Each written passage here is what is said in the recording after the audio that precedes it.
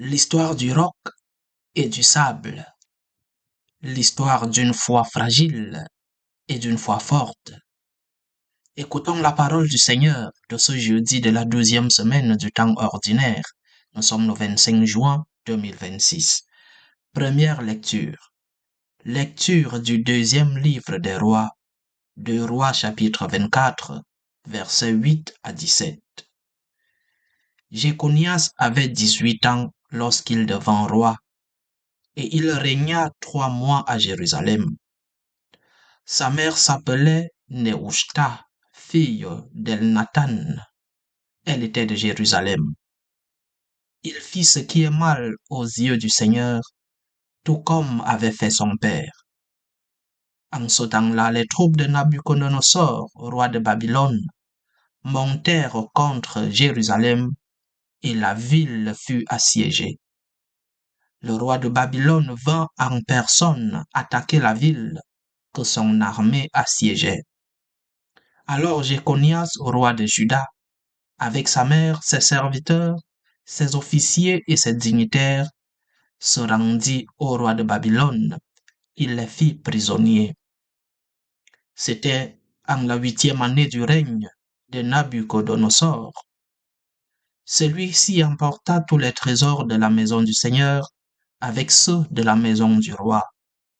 Il brisa tous les objets en or que Salomon, roi d'Israël, avait fait faire pour le temple. Tout cela, le Seigneur l'avait annoncé. Nabuchodonosor déporta tout Jérusalem, tous les officiers et tous les vaillants guerriers, soit 10 000 hommes, sans compter tous les artisans et forgerons. On ne laissa sur place que la population la plus pauvre.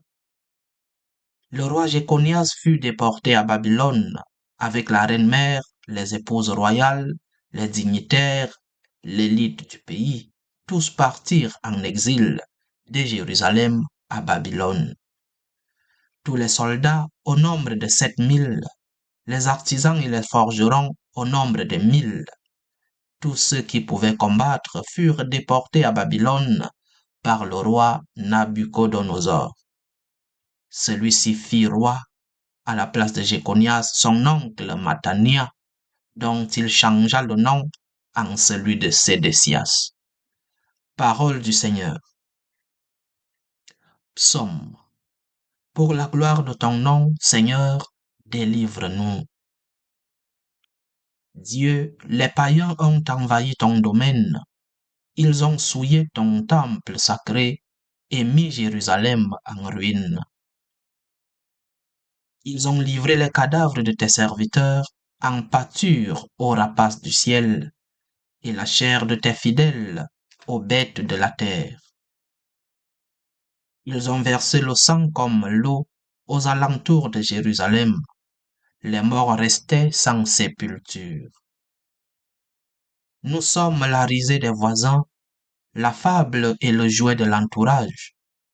Combien de temps, Seigneur, durera ta colère et brûlera le feu de ta jalousie?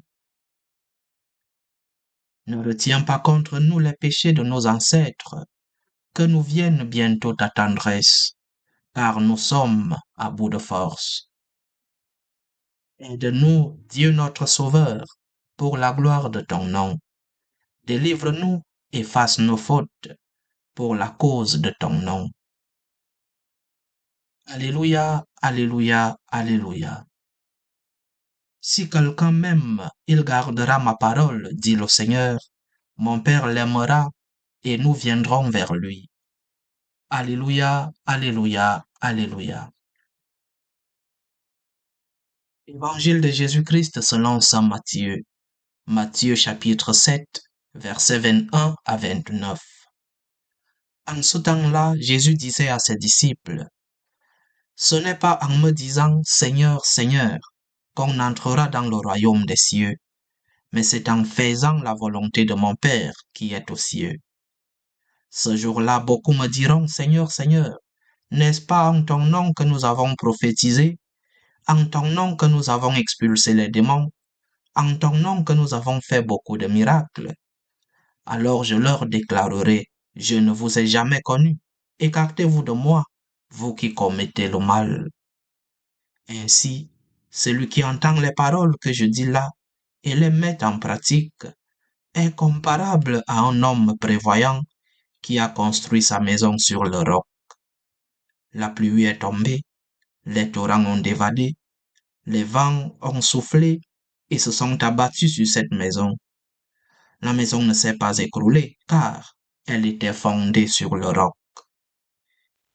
Celui qui entend de moi ces paroles sans les mettre en pratique est comparable à un homme insensé qui a construit sa maison sur le sable.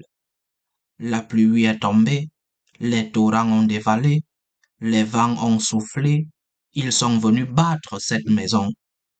La maison s'est écroulée et son écroulement a été complet.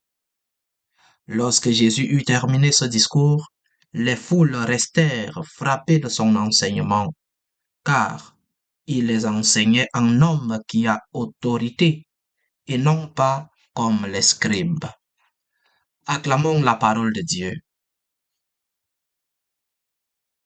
Construire la maison sur le roc et construire la maison sur le sable. Quel est le roc? Le roc, c'est la volonté de Dieu.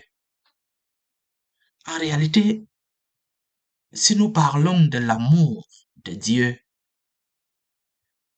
mais nous ne concrétisons pas cet amour, un amour à la volonté de Dieu, cet amour est faux. Si notre amour n'est qu'un amour pour la personne de Dieu, sans avoir de l'amour pour la volonté de Dieu, cet amour est faux. L'amour pour Dieu doit se concrétiser en amour à la volonté de Dieu. En premier lieu, parce que nous savons ce qui nous va bien, nous savons ce qui est bon pour nous. Et alors, nous créons plus en Dieu qu'en nous-mêmes. Nous créons plus en lui parce que nous savons qu'il est celui qui veut le meilleur pour nous. Nous savons qu'il nous aime plus que ce que nous-mêmes nous avons de l'amour pour nous-mêmes. Donc, disons donc, comme nous le disons dans notre Père, que ta volonté soit faite. Que ta volonté soit faite, Seigneur. C'est la première raison. La deuxième raison, beaucoup de promesses de bonheur et de félicité dans ce monde sont de fausses promesses. Et les promesses de bonheur, de félicité se traduisent en construire la maison sur le sable. Combien de fois beaucoup de personnes ou beaucoup de situations te promettent le bonheur. C'est un bonheur construit sur du sable. Parce que le vrai bonheur, la vraie félicité, nous l'acquérons par beaucoup d'efforts, mais surtout par la volonté de Dieu. Donc, le chemin de la facilité, c'est le chemin de construire sa maison sur le sable. Mais la vraie félicité réside en la volonté de Dieu, en la fidélité à la volonté de Dieu. Ce n'est pas vrai que le chemin de la facilité nous amène à la félicité. C'est la fidélité qui nous garantit la félicité. En troisième lieu, nous devons aussi avoir une certaine autocritique face à notre fausse religiosité.